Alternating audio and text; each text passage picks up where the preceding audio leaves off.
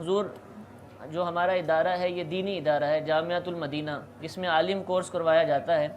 اب اس میں عالم بنتے بنتے تو 8 سال لگتے ہیں، یعنی درس نظامی مکمل ہوتے ہوئے، لیکن اس سے پہلے ہی جو طلبہ ہیں ان کا ایک تعلق دینی ادارے سے ہو جاتا ہے۔ اب ان کے گھر والے ہیں، ان کے علاقے کے اسلامی بھائی ہیں یا عام لوگ، ان سے تو یہ کم از کم فائق ہوتے ہیں۔ تو اب دینی ادارے کی نسبت کی بنا پر لوگ ان کو عالم سمجھتے ہیں، یا عالم تو نہیں سمجھتے لیکن ان سے مسائل پوچھنا شروع کر دیتے ہیں۔ تو کیا جب طلبہ سے جو کہ ابھی چھوٹے درجات کے ہیں، یا چلے دورہ حدیث میں پہنچ گئے یا سابعہ میں پہنچ گئے، تو ان سے جب دینی مسائل پوچھے جائیں تو کیا ان کو اس کے جوابات دینے چاہیے؟ بسم اللہ الرحمن الرحیم۔ شرعی مسائل کا جواب دینا جو ہے ایک بہت بڑی ذمہ داری ہے۔ علماء نے اس کے حوالے سے یہ لکھا ہے کہ کسی مسئلے کا جواب دینے کا مطلب یہ ہوتا ہے کہ اس بارے میں اللہ تعالیٰ یہ فرما رہا ہے۔ یعنی جب شرعی مسئلہ بیان کیا جاتا ہے تو اس کا مطلب یہ ہوتا ہے کہ حکم شریعت ہے۔ حکم شریعت کا مطلب ہے حکم اسلام ہے۔ حکم اسلام کا مطلب یہ ہوتا ہے کہ اللہ تعالیٰ کا یہ حکم ہے، کیونکہ اسلام کا حکم اللہ تعالیٰ کے حکم سے جدا گانا تو نہیں ہے۔ تو اب جب کوئی مسئلے کا جواب دینے والا ہے تو اس کے کہنے کا مطلب یہ بنے گا کہ اے مخاطب، یعنی جو مجھ سے سوال کرنے والا ہے، تمہارے اس معاملے میں اللہ تعالیٰ یہ فرما رہا ہے۔ اب اس پر علماء نے فرمایا کہ جواب دینے والا پہلے یہ سوچ لے کہ کیا اللہ تعالیٰ کی بارگاہ میں اگر وہ موجود ہو تو کیا وہ وہاں کہہ سکتا ہے کہ اے اللہ تیرا حکم یہ ہے، میں آگے بتا رہا ہوں۔ تو اگر تو کسی مسئلے کے اوپر اتنا تیقن ہے، پتہ ہے کہ واقعی شریعت کا حکم یہ ہے، پھر تو جواب دیا جائے، ورنہ جواب نہ دیا جائے۔ غلط مسئلہ بتانے کی جو وعید ہے وہ بڑی سخت ہے۔ حدیث مبارک ہے کہ جو شخص بغیر علم کے مسئلہ بتائے اس پر آسمان و زمین کے فرشتوں کی لعنت ہے۔ جو غلط مسئلہ بتائے، تو غلط مسئلہ بتانے کا مطلب یہ نہیں ہوتا کہ کوئی حرام کا بہت اعلیٰ درجے کا مسئلہ ہی غلط بتایا جائے تو یہ وعید ہے۔ کسی بھی شرعی مسئلے کے اندر اگر جو ہے وہ بغیر علم کے غلط جواب دیا تو اس کے اوپر یہی وعید ہوتی ہے۔ تو اب حلال کو حرام کرنا یا حرام کو حلال کرنا یہ بہت بڑا میٹر ہے۔ صحابہ کرام کا طریقہ یا بزرگان دین کا طریقہ اس حوالے سے بڑا محتاط تھا۔ پہلے تو مسئلے کے حوالے سے یہ یاد رکھیں کہ ہر مسئلے کا جواب دیا نہیں جاتا، ہر مسئلے کا جواب نہیں دیا جاتا۔ ایک مجتہد تابعی کا فرمان ہے کہ جو ہر مسئلے کا جواب دے وہ پاگل ہے، جو ہر مسئلے کا جواب دے وہ پاگل ہے۔ وجہ یہ ہے کہ بہت ساری جگہوں پر کئی مسائل کا جواب دینا ہی نہیں ہوتا۔ ہم جب کتابوں میں مطالعہ کرتے ہیں اس میں کئی مسائل ایسے لکھے ہوتے ہیں کہ جس کے ساتھ ہی یہ لکھا ہوتا ہے کہ یہ مسئلہ کتابوں میں لکھا ہوا تو ہے لیکن لوگوں کو بتایا نہ جائے۔ وجہ یہ ہے کہ لوگ اس کا غلط استعمال کر سکتے ہیں، یا لکھا ہوتا ہے کہ یہ مسئلہ کتابوں میں لکھا تو ہے لیکن حکمرانوں کو نہ بتایا جائے، کیونکہ حکمران اس مسئلے کو اپنے ظلم کے لیے جواز بنا لیں گے کہ دیکھو کتابوں میں لکھا ہوا فقہاء کرام نے۔ تو اس طرح بہت سارے مسائل ہوتے ہیں کہ جن کے جواب دیے نہیں جاتے۔ اچھا، پھر کچھ مسائل وہ ہوتے ہیں کہ مسئلہ اتنا سنگین نہیں ہوتا لیکن موقع محل ایسا ہوتا ہے کہ جس کے اندر اس کا غلط استعمال ہو سکتا ہے۔ اس طرح کا افتاء کے اندر ہمیں تجربہ ہوتا ہے کہ بعض اوقات ایک مسئلہ لوگوں میں صرف فتنہ پھیلانے کے لیے پوچھا جاتا ہے۔ اب اس مسئلے کے بارے میں جو عرف کے حوالے سے جان پہچان رکھنے والا ہو اسے تو پتہ کہ آج کل اس مسئلے کا جواب دوں یا نہ دوں۔ اگر اس نے دے دیا تو وہ اسی مسئلے کے پوسٹر چھپ کے دیواروں کے اوپر لگے ہوئے ہوں گے اور بعد میں جو ہے وہ معاملہ کچھ کا کچھ ہو جائے گا۔ اور آج کل ویسے بھی دین دشمنوں کی کمی نہیں، علماء دشمنوں کی کمی نہیں ہے۔ تو اب کسی کا کوئی بھی جملہ جو ہے وہ لے لیا، کوئی بھی مسئلہ اس سے پوچھ لیا اور اس کے بعد اس کو پھیلاتے پھرے، تو ہر مسئلے کا جواب دینا جو ہے یہ درست نہیں ہوتا۔ بہت سارے مسائل کے جواب دینے ہی نہیں ہوتے۔ اچھا، اب جواب دینا ہی ہے تو اس کی نزاکت ہے اس کو کتنا پیش نظر رکھا جائے۔ حضرت حسن بصری رحمۃ اللہ علیہ فرماتے ہیں کہ سیدنا عمر فاروق رضی اللہ تعالی عنہ کے سامنے جب کوئی درمیانہ سا کوئی مسئلہ آتا تو آپ بدری صحابہ کرام کو جمع فرما لیا کرتے تھے کہ سارے مل جل کے اس کا جواب نکالو۔ تو آپ نے فرمایا کہ اے لوگو، تمہارا کیا حال ہے کہ تم ان مسائل کے اندر بغیر سوچے جواب دے دیتے ہو کہ جن مسائل میں اگر کوئی ایک مسئلہ عمر فاروق کے سامنے آتا تو بدری صحابہ کرام کو جمع کر لیتے۔ یعنی عمر فاروق رضی اللہ تعالیٰ عنہ تو مسائل کے لیے صحابہ کرام کو جمع کریں، مشاورت کریں۔ بلکہ شاہ ولی اللہ محدث دہلوی علیہ رحمہ نے باقاعدہ یہ لکھا ہے کہ سیدنا عمر فاروق رضی اللہ تعالیٰ عنہ کی سیرت کا یہ باقاعدہ حصہ تھا کہ جب آپ کے سامنے کوئی مسئلہ آتا تو آپ صحابہ کرام کو جمع کرتے، ان کی آراء معلوم کرتے، اس کے اوپر بحث کرتے، ان کے ساتھ کلام کرتے، اور پھر پوری گفتگو کے بعد جب مسئلے کا جواب نکلتا تو اس وقت مسئلے کا جواب ارشاد فرمایا کرتے۔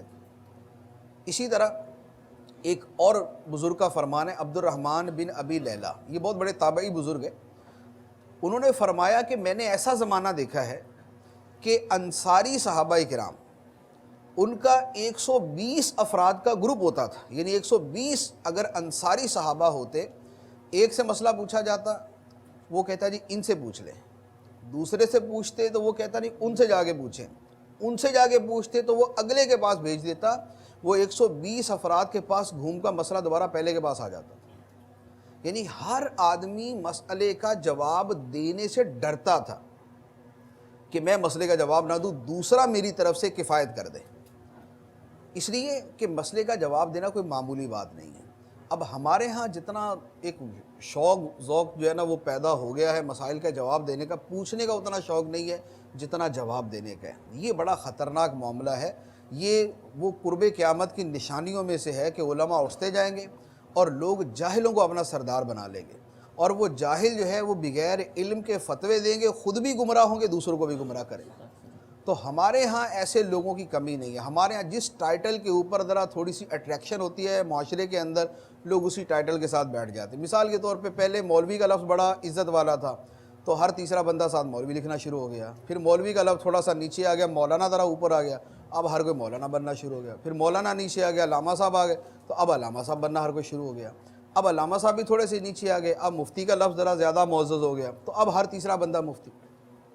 کئیوں کے نام کے ساتھ مفتی لکھا ہوتا ہے کہ جن کے بارے میں ہمیں پتہ ہے کہ بیچارے ہر درجے میں فیل ہی ہوتے اوپر گئے، وہ بھی مفتی بنے ہوتے ہیں۔ یہ جو ایک عام سا خطیب ہوتا ہے، مفتی تو ہونا بہت دور کی بات ہے، پورا عالم بھی نہیں ہوتا، خطیب ہوتا ہے، لیکن چونکہ وہ کسی جو ہے وہ اس کے اوپر اسٹیج کے اوپر بیٹھ کے جواب دے رہا ہوتا ہے لہذا وہ مفتی بنا ہوتا ہے۔ تو مسائل کا جواب دینا بڑا نازک معاملہ ہے، یہ وعید سامنے رکھی جائے کہ جو بغیر علم کے فتوے دیتا ہے اس پر آسمان و زمین کے فرشتے لعنت کرتے ہیں۔ لہذا کبھی بھی مسئلہ پوچھا جائے تو اس مسئلے کے بارے میں اگر تو پورا معلوم ہے، جیسے بعض اوقات آپ سے نماز کا کوئی مسئلہ پوچھ لیتا ہے، اب آپ کو پورا پتہ تھا نماز اس کا مسئلے کا جواب کیا، جواب دے دیا، لیکن نماز ہی کے بہت سارے باریک مسائل بھی ہوتے ہیں۔ اچھا، پھر اس کے علاوہ کچھ ابواب وہ ہیں کہ جن میں طالب علم کو تو جرأت کرنی ہی نہیں چاہیے، جیسے مثال کے طور پہ طلاق کا باب ہے، وراثت کا باب، یہ تو اتنا پیچیدہ ہوتا ہے کہ طلاق کے مسائل کے اندر کئی ابواب مل کر اس کا جواب نکالنے ہوتے ہیں۔ یعنی میں ابھی بھی اگر امتحاناً بھی آپ سے 2-4 صرف سوالات پوچھوں تو مجھے یعنی میرا گمان غالب ہے کہ 99% طلبہ اس کا جواب نہیں دے سکتے، حالانکہ بڑے آسان سے مسائل ہوتے ہیں۔ بیوی سے کہا طلاق دی، طلاق دی، طلاق دی، 3 طلاقیں ہوئی یا نہیں ہوئی، تو اب اس میں اضافت کی بحث ہوتی ہے پوری کہ بیوی کی طرف اضافت تھی یا نہیں، ذہن کے اندر یا الفاظ کے اندر۔ ذہن کے اندر نہیں تھی تو الفاظ کے اندر سیاق و سباق کیا تھا، مطالبے پر یہ جملے کہے گئے، سوال کے اوپر یہ جملے کہے گئے، یا کوئی گفتگو ایسی چل رہی تھی اس کے اوپر یہ جملے کہے گئے۔ اسی طرح پھر کنایا کے الفاظ ہیں، کنایا کی اقسام ہوتی ہیں، کس قسم کے اندر حالت غضب میں طلاق ہوتی ہے، کس قسم کے اندر حالت مذاکرہ میں طلاق ہوتی ہے، کس قسم کے اندر غضب و مذاکرے کا کوئی اعتبار نہیں، ہر صورت نیت چاہیے۔ تو اتنے پیچیدہ مسائل ہوتے ہیں کہ کچھ ابواب میں تو طالب علم اپنے اوپر یہ سمجھ لے کہ میں نے اس کا جواب دینا ہی نہیں، جیسے یہ طلاق اور وراثت کا معاملہ ہے، اسی طرح ہبہ کے مسائل، اسی طرح صلح کے مسائل، بلکہ شرکت کے مسائل ہیں، بیوع کے مسائل ہیں، اجارے کے مسائل ہیں۔ طلبہ کو جو بہت زیادہ اگر مسائل آتے ہوں گے نا، وہ صرف نماز ہے، اور نماز کے ساتھ کچھ حظر و اباحت، یعنی جو حلال و حرام کا باب ہوتا ہے بس اس کے علاوہ جو فقہی متعین ابواب ہیں کہ اجارہ ہے، بیوع ہے، شرکت ہے، مداربت ہے، مرابحہ ہے، تولیہ ہے، اور اس کے علاوہ بیع الصرف ہے، بیع سلم ہے، یہ ابواب، یا حج کے مسائل میں تو اچھے علماء جواب نہیں دے پاتے، حج کے مسائل اتنے مشکل ہوتے ہیں۔ تو ان ابواب کے اندر تو قدم رکھنے سے پہلے جو ہے نا وہ آدمی کو وڈرا کر لینا چاہیے، یعنی وہ پہلے ہی کہہ دے کہ مجھے ان کے جواب نہیں دینے۔ تو عرض کرنے کا مقصد یہ ہے کہ پہلے نمبر پر تو کوشش ہی ہونی چاہیے کہ مسئلے کا جواب نہ دیا جائے، کسی مفتی کی طرف یا محقق عالم کی طرف ہی اس کو ریفر کیا جائے، اسی کے حوالے کیا جائے کہ آپ ان سے پوچھ لیں، میں مسائل کا جواب نہیں دیتا۔ اور اگر مسئلہ واقعی قطعی طور پہ معلوم ہے تو اب کسی کو بتا دیں۔ جیسے کوئی آدمی نماز کا اس طرح مسئلہ پوچھ لیتا ہے کہ جی وہ نماز کے اندر جو ہے وہ مجھے جو ہے وہ میرا امامہ گر گیا تو میں نے یوں سر پہ اٹھا کے رکھ لیا۔ اب آپ کو مسئلہ پتہ ہے یا نہیں ہے؟ پہلے تو یہی بات ہے۔ اگر واقعی آپ نے کسی کتاب میں پڑھا ہوا یا کسی مستند عالم سے سنا ہوا تو اب اس کو مسئلہ بتا دیں۔ یا نماز میں عمل کثیر کیا، اب عمل کثیر کا مسئلہ پوچھا، وہ آپ نے بار بار پڑھا ہوا تو آپ وہ بتا دیں، لیکن وہ بھی کہ جب آتا ہو۔ اور عافیت اس کے اندر بھی یہی ہے کہ کسی بڑے عالم ہی کی طرف اس کو ریفر کیا جائے۔ اور بقیہ جو فقہی ابواب ہے، حج ہو گیا، اچھا اسی طرح زکوٰۃ ہو گئی۔ زکوٰۃ کے مسائل آپ سمجھتے یہ ہیں کہ ہم نے ہدایہ میں پڑھے ہیں، قدوری میں پڑھے ہیں، فلاں فلاں کتاب میں پڑھے ہیں، لیکن میں آپ کو عرض کروں کہ زکوٰۃ کے مسائل بھی اتنے آسان نہیں ہوتے۔ اس میں بھی اس کے مستثنیٰ صورتیں کتنی ہیں اور اس کی شامل صورتیں کتنی ہیں، یہ دونوں کے درمیان بڑا فرق ہوتا ہے۔ تو اس لیے مسائل کے جواب دینے میں طلبہ کو حتی الامکان جو ہے وہ بچنا ہی چاہیے، اور پوچھ لے یقینی طور پہ آتا ہے تو جواب دے دیا جائے، ورنہ بہر صورت جو ہے وہ کسی عالم ہی کی طرف اسے جو ہے وہ متوجہ کیا جائے، خود جواب نہ دیا جائے۔ ٹھیک حضور، یہ جو طلبہ کے حوالے سے اس میں تمام طلبہ شامل ہیں یا دورہ اور تخصص کی تخصیص ہے کہ وہ دے سکتے ہیں، کیونکہ وہ تو مسائل پڑھ چکے ہوتے ہیں تقریباً؟ دیکھیں ہر ایک کے علم میں وقت کے ساتھ اضافہ ہوتا ہے، لازمی بات ہے کہ اولیٰ کے طالب علم میں اور دورے کے طالب علم میں فرق ہوگا، بعض اوقات نہیں بھی ہوتا، دونوں ہی برابر ہوتے ہیں۔ لیکن یہ ہے کہ بہرحال اگر کوئی محنت سے پڑھتا جا رہا ہے تو اولیٰ سے لے کر دورے تک پہنچنے میں فرق ہوگا۔ اولیٰ والا تو یوں کہہ لے کہ وہ تو پکا ہی جو ہے نا وہ خاموش ہو کے بیٹھے کہ اس نے جواب نہیں دینا کسی بھی صورت، اور دورے والے کو جن مسائل کا بار بار سن کے بار بار پڑھ کے علم ہے ان کا جواب دے دے اور اس کے علاوہ جواب نہ دے۔ اور تخصص والوں کو چاہیے کہ وہ زیادہ نہ جواب دیں، یعنی وہ ان کا جواب نہ دینا دورے والوں سے زیادہ ہونا چاہیے۔ جواب نہ دینا، دینا نہیں، نہ دینا۔ وجہ یہ ہے کہ جو دورے کا طالب علم ہوتا ہے نا اس کو یہ ہوتا ہے کہ ابھی میں پڑھ ہی رہا ہوں، تخصص والا ہوتا ہے کہ میں تو متخصص بن رہا ہوں۔ تو اس میں جو یہ والا فیکٹر ہوتا ہے نا کہ وہ اپنے آپ کو فقہ کی گہرائیوں کے اندر سمجھ رہا ہوتا ہے، یہ اس سے زیادہ غلطیاں کروا دیتا ہے۔ تو اس لیے وہ تخصص کا طالب علم جو ہے نا، کیونکہ اس کو تھوڑا سا ذرا مفتی کی ہوا بھی لگی ہوتی ہے اور لوگوں کو بھی اس پہ شک ہوتا ہے کہ یار یہ مفتی تو نہیں بن گیا، اور اس کو لوگ کہہ بھی رہے ہوتے ہیں، تو اس کے ساتھ اتنی ساری چیزیں جڑ جاتی ہیں کہ اب فی کلی مستفتیہ اس نے کرنا ہی کرنا، من افتیٰ فی کلی مستفتیہ فہو مجنون۔ تو وہ اس کے اندر جو ہے نا وہ اس کے داخل ہونے کے زیادہ، یعنی دورے کا طالب علم اس کو مفتی کوئی نہیں کہتا، عالم صاحب کہیں گے نا اس کو، مولانا صاحب۔ تخصص کے طالب علم کو تو اس کے پورے اہل محلہ، اس کے رشتہ دار، اس کے جان پہچان والے سارے اس کو مفتی صاحب کہیں گے۔ اب وہ مفتی صاحب تو ہر مسئلے میں جواب دیں گے، تو جو ہر مسئلے میں جواب دے گا تو وہ گڑبڑ زیادہ کرے گا، اس لیے دورے سے زیادہ غلطیاں جو ہے وہ تخصص والا کرے گا۔ تو لہذا اپنی حیثیت کو دیکھتے ہوئے اور حکم شرعی کو دیکھتے ہوئے مسائل کا جواب دینے میں تھوڑا سا احتیاطی کرنی چاہیے۔ ٹھیک، اگر جواب دے ہی دیا، نہیں دینا چاہیے، رکنا چاہیے، سوچنا چاہیے، لیکن اگر دے ہی دیا اور اس میں پتہ چلا کہ غلطی ہوگی، آپ کیا کریں؟ ہاں، مسئلے کا جواب دیا اور بعد میں پتہ چلا غلطی ہو گئی، اس صورت کے اندر تو بعض صورتوں میں توبہ فرض ہے اور ازالہ بہر صورت ضروری ہوتا ہے۔ توبہ تب فرض ہوتی ہے کہ جب اہل نہیں تھا اور اس نے جواب دیا تو اب اس نے گناہ کیا، یا اس نے جان بوجھ کر غلط مسئلہ بتایا تو اب اس کے اوپر توبہ فرض ہے۔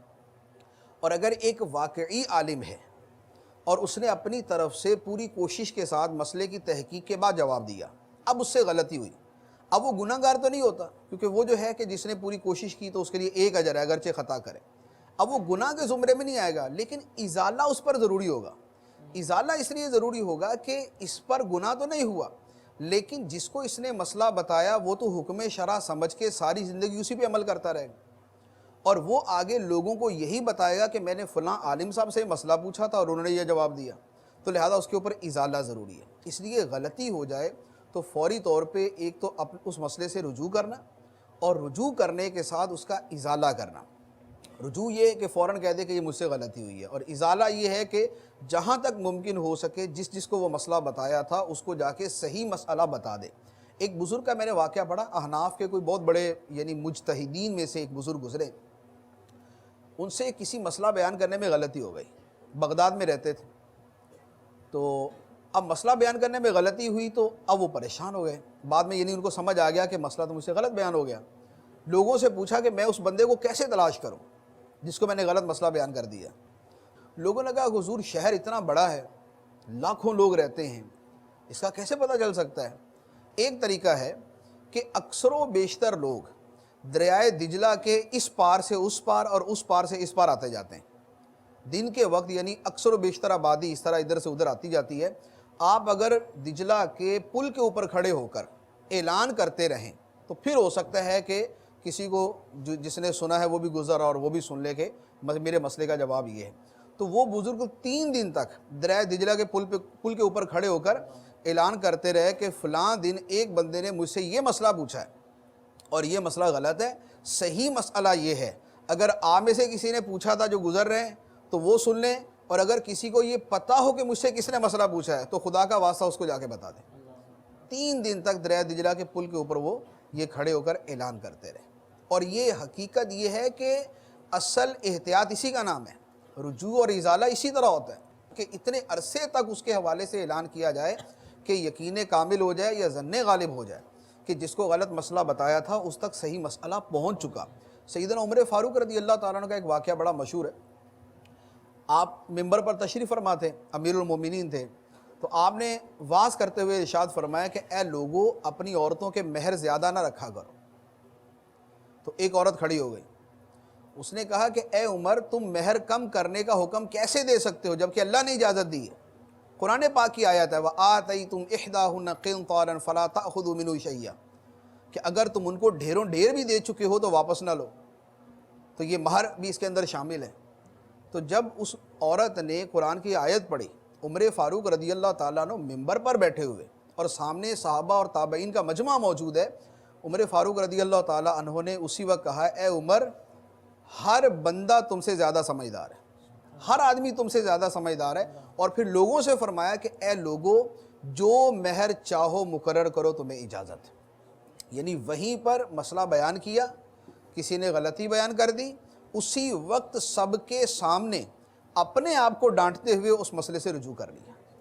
تو اگر تو رجوع کا اتنا جذبہ ہے اور ایسا جذبہ ہے تو پھر مسئلے کا جواب دیا جائے, اور اگر غلطی ہو جائے تو اس انداز کے اندر پھر رجوع بھی کیا جائے.